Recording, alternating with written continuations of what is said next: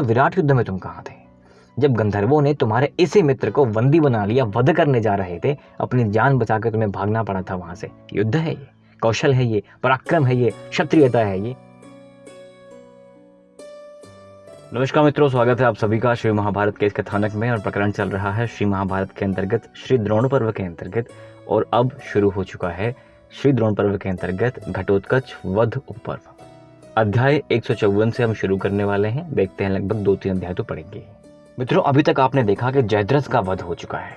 अर्जुन की एक भीषण प्रतिज्ञा थी कि मैं जो मर्जी हो जाए इसका वध कर डालूंगा, वध नहीं किया तो आत्मदग्ध हो जाऊंगा। तो बड़ा भारी संकट उत्पन्न हो गया था कि अगर वध नहीं कर पाए तो अर्जुन का देहांत हो जाएगा, आत्महत्या कर लेंगे, तो फिर युद्ध क्या होगा। इतना मारकाट, इतनी भीषण यात्रा हमने यहाँ से यहाँ तक की तय करी है, इतने लाखों सैनिक मर गए, और बीच में आके अगर हम मर भी जाएं तो फिर फायदा ही क्या था। हम तो वैसे वन में थे, वन में ही ठीक थे। तो ऐसी कोई बात अभी है नहीं, बिकॉज अब वॉर हो चुका है, युद्ध हो चुका है, वध हो चुका है, प्रतिज्ञा पूर्ण हो चुकी है, तो बड़े हर्षोल्लास का समय है। लेकिन रोज क्या होता था कि सायंकाल की शंख बजने के बाद युद्ध विराम हो जाता था, लेकिन आज शंख बजा ही नहीं है युद्ध विराम का। युद्ध चल रहा है। आज रात में युद्ध होने वाला है, बड़ा घनघोर, बड़ा भीषण युद्ध होने वाला है। और इस युद्ध की शुरुआत करते हैं दुर्योधन ने जब देखा कि मैंने एन खिन्न प्रकारेण सारी बातें कह दी थी जयद्रथ को। जयद्रथ मेरी बहन का पति था, जयद्रथ उसका जीजा था, राइट। दुशाला का पति, दुशाला उसकी बहन। तो अपने जीजा को बचा नहीं पाया। उसका जीजा कह रहा था कि ये मुझे मार डालेगा, अर्जुन एक काम करो, तुम मुझे यहाँ से जाने दो। तो कर्ण ने, द्रोण ने, दुर्योधन ने, इन सबों ने यही कहा कि तुम घबरा क्यों रहे हो, इतने बड़े बड़े महाबट यहाँ पर हैं, घबरा क्यों रहे हो। पहली बात तो क्षत्रिय हो, मरना तो है एक दिन। क्षत्रिय कहाँ मरता है? क्षेत्र में मरता है, युद्ध करते मरता है, तब जाके स्वर्ग मिलता है उसको। तो ये बड़ा अच्छा है, पहली बात, अगर ऐसा होता है। दूसरी बात ये है कि ऐसा होने कहाँ पाएगा। द्रोण की छाती विदीर्ण करने के लिए किसी के पास साहस है? दुर्योधन, कर्ण, अश्वत्थामा, कृप, ये सभी जो महायोद्धा हैं, ये काट के योद्धा नहीं है। इनको पछाड़ पाना असंभव जैसा है, क्योंकि यहाँ पर 10 सहस्त्र गजबल ऐसे योद्धा यहाँ खड़े हुए हैं। लेकिन होनी को कोई टाल नहीं सकता। दैव जो होता है बड़ा प्रबल होता है। और दैव ने क्या करवाया कि भगवान की माया, भगवान की महिमा, जयद्रथ को लगता है कि भैया अब ये सायंकाल होने वाला है। वो आके सामने खड़ा हो जाता है और भगवान कहते हैं कि वो रहा जयद्रथ। अब दुर्योधन इस घटना से बहुत दुखी है, इतना दुखी है कि मानो जयद्रथ का वध नहीं हुआ, दुर्योधन के मान का वध हो गया। दुर्योधन एक बहुत मानी प्राणी था, दुर्योधन एक क्षत्रिय था, योद्धा था। अब चरित्र की बहुत सारी घटनाएं बड़ी अजीब हैं उसकी। उसने, कर्ण ने ऐसा कहा, शकुनी ने ऐसा कहा, दुशासन ने ऐसा कहा, वो मंदबुद्धि बालक जैसा बिहेव करने लग गया, चीज़ें एकदम से बदल गईं। लेकिन वो योद्धा था। आप अब यहाँ द्रोण पर्व चल रहा है, द्रोण पर्व से बाद के सारे पर्व आपको इस चैनल में मिल जाएंगे, आप कभी देखिएगा उसको। जब दुर्योधन की मृत्यु हो रही होती है, वो वाले प्रकरण भी देखिएगा आप, आपको मजा आएगा।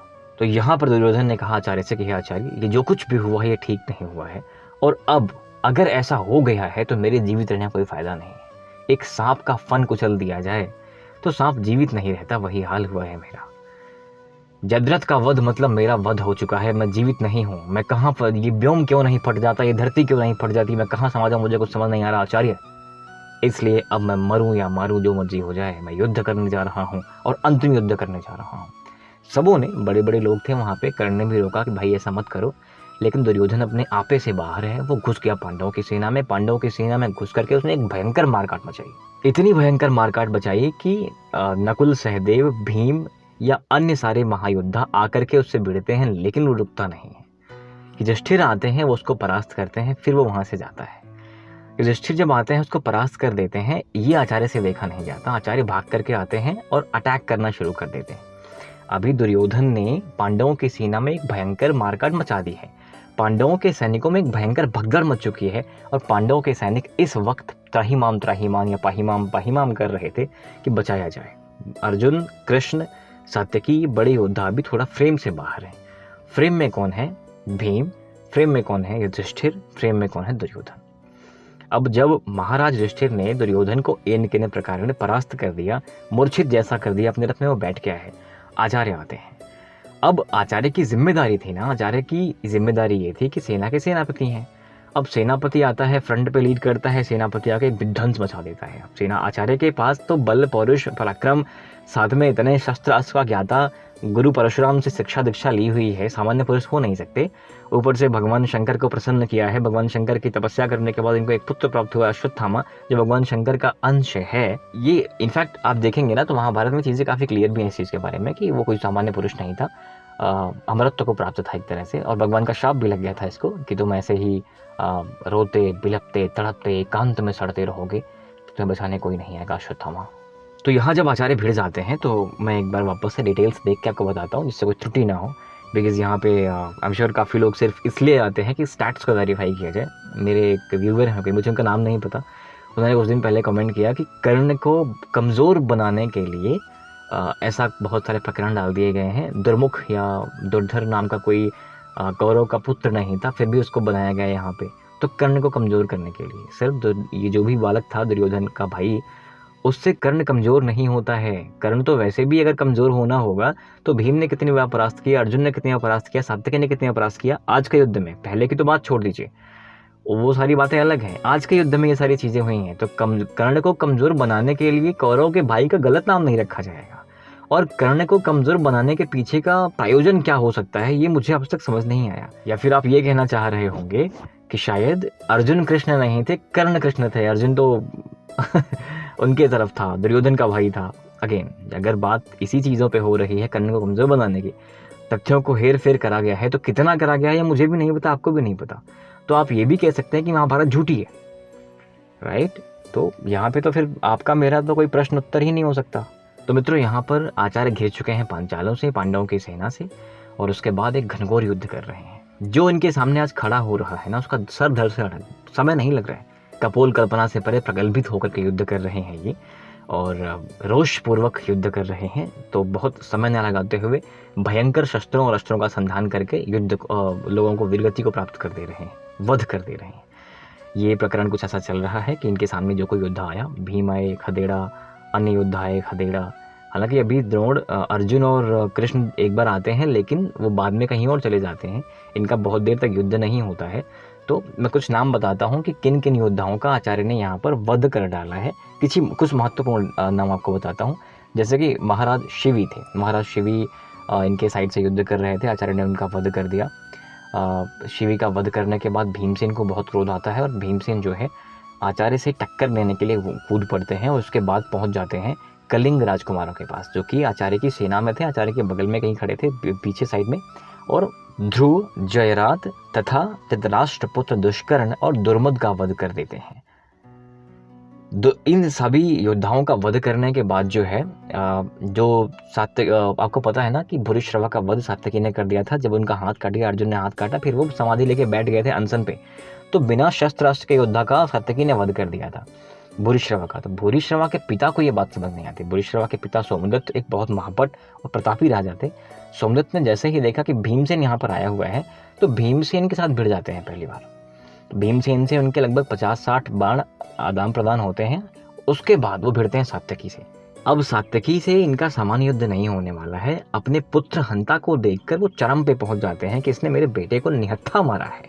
क्षत्रिय जो है युद्ध करता है, क्षत्रिय वीरगति को प्राप्त होता है। अर्जुन को दुख इस बात का नहीं था कि मेरा बेटा मारा गया, अर्जुन को दुख इस बात का था कि मेरे सारे लोग यहाँ खड़े हो गए, उनको अंदर नहीं जाने दिया गया। मेरे बेटे को 7-8 लोगों ने, महारथियों ने घिर कर मारा, जब वो निहत्था था, गलत तरीके से मारा और एक प्रयोजन से मारा। कर्ण ने क्या किया था? कर्ण ने यही तो कहा था कि मेरे बस की नहीं इसके सामने खड़ा होना, ये बहुत मुझे मार रहा है, अब मुझे ये बताओ ये मरेगा कैसे? आचार्य ने कहा कि ऐसे तो मार नहीं पाओगे, एक काम करो, इसका ये काटो, वो काटो, वो काटो। तो एक तरफ से कर्ण ने ऐसे प्रहार किया, अन्य योद्धाओं ने प्रहार किया, तब जाके वो निहत्था होता है। फिर जाके दुशासन के बेटे ने उसका वध किया था। दुख इस बात का होता है, पितामह भीष्म का वध जो हुआ है अर्जुन ने किया, ये प्रॉब्लम है ही नहीं। प्रॉब्लम ये है कि वध किन परिस्थितियों में किया गया। क्या अर्जुन ने सामने से वध कर दिया क्या? तो जब अनीति होती है तब समस्या उत्पन्न होती है। भूरिश्रवा का जो हाथ काटा गया था, जब भूरिश्रवा का जो वध हो गया था, वध तो सबका होना है जो यहाँ पे युद्ध कर रहा है। किन परिस्थितियों में वध हुआ है, ये बड़ी समस्या होती है। सोमदत्त को इसी बात की तकलीफ है कि मेरे बेटे को तुमने ऐसे क्यों मारा। सात्यकी से सोमदत्त का एक खतरनाक युद्ध होता है, बहुत भयंकर युद्ध होता है। आसपास के लोग त्राहिमाम कर रहे हैं, कितना भयंकर युद्ध हो रहा है। और इवेंचुअली सात्यकी ने वापस से भूरिश्रवा के पिता यानी सोमदत्त को पछाड़ दिया, घायल कर दिया, उनको वहां से हटना पड़ता है। तो मित्रों, फ्रेम में आते हैं अश्वत्थामा और घटोत्कच। घटोत्कच आज एक बहुत खतरनाक और अप्रतिम क्षण उत्पन्न करने वाला है। ऑब्वियस सी बात है, इस पूरे उपपर्व का नाम ही घटोत्कच वध उपपर्व है, जहाँ पर कर्ण को विवश कर दिया जाएगा कि आप मारो उसको, रही तो फिर पता नहीं क्या प्रलय आ जाए। तो घटोत्कच के पास एक राक्षसों की एक अक्षौहिणी सेना थी। उनके पास पाषाण, बड़े बड़े पर्वत, पेड़, शिलाएं, क्या क्या लेके नहीं घूम रहे थे वो। उनके पास शस्त्रास्त्र की कमी नहीं थी, साथ में इतने बड़े बड़े पर्वत ले घूम रहे हैं, अपने कंधे पे ले घूम रहे हैं, इतने बड़े बड़े महामान राक्षस थे। तो उनको ऐसे देख करके, रोष में आया हुआ देख करके, तो कौरवों की सेना भगदड़ मच गया कि भाई घटोत्कच आ गया है और एक पहाड़ पटक पटक के मारेगा, हम पता नहीं कहाँ चमीटा बन जाएंगे, यहीं पे हमारे मलीदे निकल जाएंगे, खत्म हो जाएंगे हम। तो इस भगदड़ को देख करके अश्वत्थामा सामने आता है, फ्रंट पे आता है और जाकर के दुर्योधन से कहता है कि तुम लोग बिल्कुल निश्चिंत रहो, मैं देखता हूँ कि ये राक्षस मेरा क्या कर लेता है। और उसके बाद अश्वत्थामा ने जो पराक्रम दिखाया है आज, अश्वत्थामा और घटोत्कच का बीच में जो युद्ध होता है, घटोत्कच के बेटे को अश्वत्थामा ने मार भी दिया सबके सामने, भीम के सामने।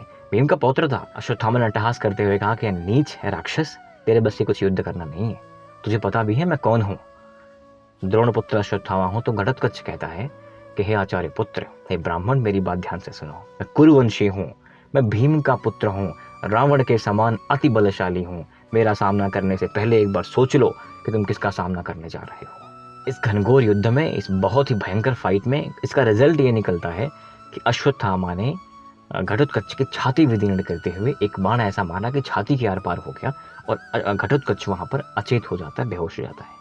लेकिन वो राक्षस जाति का था, उसकी मृत्यु इतनी आसान नहीं थी। तो जब अश्वत्थामा ने घटोत्कच को वहां पर अचेत कर दिया है, लोगों को लगा कि ये मर गया। इधर ये लोग घूम पड़ते हैं युद्ध करने, वो मरा नहीं है।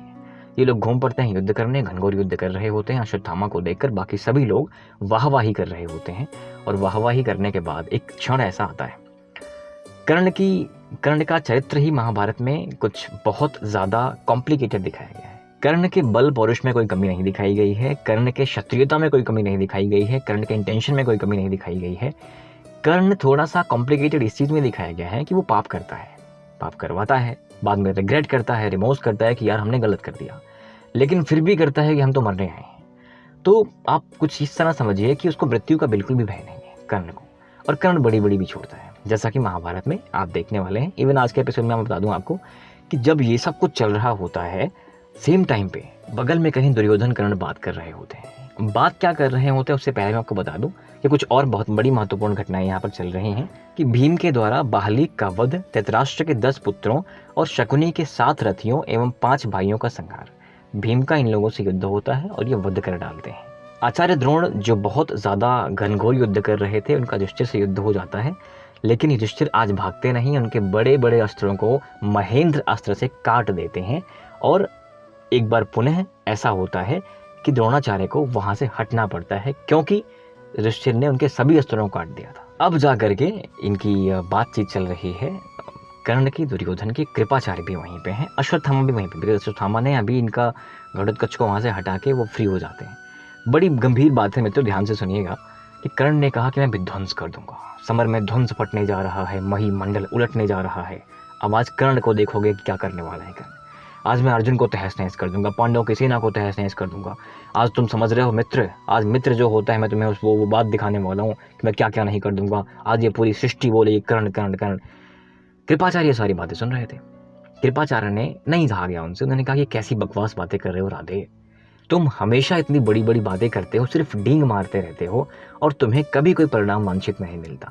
तुम हमेशा खदेड़े जाते हो, फिर भी तुम इतनी बड़ी बातें कैसे कर लेते हो? तुम मनुष्य हो या नहीं? मैं तुम्हारी कितनी बातें बताऊं, तुम इतनी कुटिल बुद्धि के व्यक्ति हो कर्ण कि तुमने दुर्योधन का मति भ्रम कर दिया है।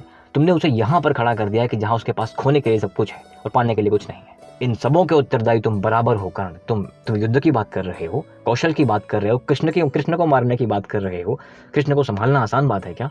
त्रैलोक के यहाँ पर खड़ा हो जाए, युद्ध करे, कृष्ण का एक रोमा नहीं हट सकता। और तुम कृष्ण को हटाने की बात कर रहे हो, तुम्हें अंदाजा भी है कि तुम क्या कह रहे हो। अरे तुम कृष्ण की बात छोड़ दो, तुम अर्जुन की बात अगर करो तो विराट युद्ध में तुम कहाँ थे जब गंधर्वों ने तुम्हारे इसी मित्र को बंदी बना लिया, वध करने जा रहे थे, अपनी जान बचा के तुम्हें भागना पड़ा था वहां से। युद्ध है ये, कौशल है ये, पराक्रम है ये, क्षत्रियता है ये। तुम नीच हो, तुम उसी लायक हो। अरे सूतपुत्र बड़ी बड़ी बातें नहीं करते, तुम और दिनों की बात छोड़ दो, तुम युद्ध में हर बार जब भी पांडवों के सामने आए हो, तुम पांडवों से भागे हो, तुम पांडवों से मारे गए हो, तुम अर्जुन से तो कई बार मारे गए हो, तुमको सात्यकी ने परास्त किया है, लेकिन तुम्हारे मुंह से ये बड़ी बड़ी बातें निकलना बंद नहीं होती। मुझे समझ नहीं आता कि तुम ऐसी बातें करते क्यों हो। अब आचार्य कृप की ऐसी बातें सुन के कर्ण बलबला गया। आचार्य कृप की ऐसी बातें सुन के एकदम गुस्से में लाल आंखें लाल फड़कते हुए कर्ण कहता है कि तुम वृद्ध ब्राह्मण हमेशा से पांडवों का पक्ष लेते आए हो। अगर तुम ऐसा नहीं करते तो शायद हम युद्ध भी कभी जीत गए होते, लेकिन तुम्हें तो प्रीति है उन लोगों से, पांडवों से। मुझे समझ नहीं आता कि तुम जैसे युद्ध क्यों कर रहे हो। तुमने जो कुछ पांडवों के बारे में बातें कही है मैं सब मानता हूँ। मैं मानता हूँ कृष्ण को परास्त करना आसान नहीं है, अर्जुन को परास्त करना आसान नहीं है, लेकिन एक बात और भी समझो कि मैं क्षत्रिय हूँ, मैं युद्ध करूंगा। मेरे सामने कृष्ण आए या अर्जुन, मुझे फर्क नहीं पड़ता। मैं अपना पौरुष पराक्रम वहां पर लेके जाऊंगा और जो होगा देखा जाएगा। परिणाम की चिंता मैं नहीं करता। युद्ध जो होता है और जो होनी होती है वो दैव के अधीन होती है। अगर दैव नहीं होते तो पितामह भीष्म का वध करने की क्षमता किसी में है नहीं है। तो मेरे सामने और आपके सामने है आचार्य, है वृद्ध ब्राह्मण, पितामह वहां पर सो रहे हैं बाणशिला पे। तो जो नियति में लिखा होगा वो होगा मेरे साथ। इस बात की समस्या तो है ही कि मैं हमेशा से पांडवों के समक्ष युद्ध करने जाऊंगा। और तुम्हें बता दूं मैं, है वृद्ध ब्राह्मण, कि मेरे पास इंद्र की दी हुई वो शक्ति है, एक अग्निबाण है। अर्जुन मेरे सामने आएगा, मैं उसका वध एक क्षण में कर दूंगा। तुम इसके लिए निश्चिंत रहो। और मैं इस शक्ति के बल पे ये सारी बातें कर रहा हूँ। तो इस बात को तुम समझो है वृद्ध ब्राह्मण कि ये सारी बातें कपोल कल्पना नहीं है, इसका एक आधार है और आधार है वो शक्ति। और तुम्हें अगर मेरा इतना अपमान करना है वृद्ध ब्राह्मण तो मेरी बात ध्यान से सुनो। अगर तुम चुप नहीं हुए तो मैं तुम्हारी जुबान काट लूंगा इसी वक्त। कृपाचार्य जो है अश्वत्थामा के मामा है। अश्वत्थामा ने अभी अभी एक महाभट पराक्रम दिखाया है। अश्वत्थामा से नहीं देखा गया, अपने मामा का अपमान नहीं देखा गया। भाग के आता है, कहता कि हे सूतपुत्र कर्ण, पहली बात तो तुम चुप रहो, और दूसरी बात यह है कि तुमने अभी तक क्या उखाड़ा है। तुमने ऐसा क्या कर दिया कि तुम इतनी बड़ी बड़ी डींगे मार रहे हो। तुमने अर्जुन को कब परास्त कर दिया है? अर्जुन के सामने जब जब तुम आए हो तब तक तुम्हें मुंह की खानी पड़ी, तुम वहां से भाग के गए हो। और अर्जुन के सामने तुम फिर अभी आओगे और फिर वहां से भागोगे, ये मेरी गारंटी है। इस वृद्ध ब्राह्मण का अपमान करने की क्षमता तुम्हारी कैसे हो गई? अगर तुम शांत नहीं रहे कर्ण तो मैं तुम्हारा वध कर दूंगा इसी क्षण। अब जब अश्वत्थामा को इस तरह से क्रोध में आया हुआ देखा तो दुर्योधन भाग के आता है। कृपाचार्य कहते हैं कि रुको मेरे भांजे, ऐसा मत करो, अभी हमारा एक बड़ा कार्य आया हुआ है कि पांडवों के साथ युद्ध करना है। अगर आपस में ही कट मरेंगे, दुर्योधन ने भी कहा कि हे आचार्य पुत्र, अगर हम आपस में ही कट मरेंगे तो युद्ध किस लिए होगा और किसके साथ होगा? तो कृपया इसको क्षमा करिए, मेरा मित्र है, ये गलती हुई है इससे, लेकिन अभी हमें युद्ध करना चाहिए। तो वहां पर कर्ण, कृप, द्रोण, द्रोण नहीं, दुर्योधन, अश्वत्थामा, इन सब की बातें खत्म होती हैं और कर्ण निकल पड़ता है युद्ध करने, अर्जुन के साथ युद्ध करने निकल पड़ता है। अब अर्जुन के साथ कैसा युद्ध होता है वो आप देखने वाले हैं अगले वीडियो में। आप सबके सपोर्ट के लिए बहुत बहुत धन्यवाद। Thank you very much. जय हिंद।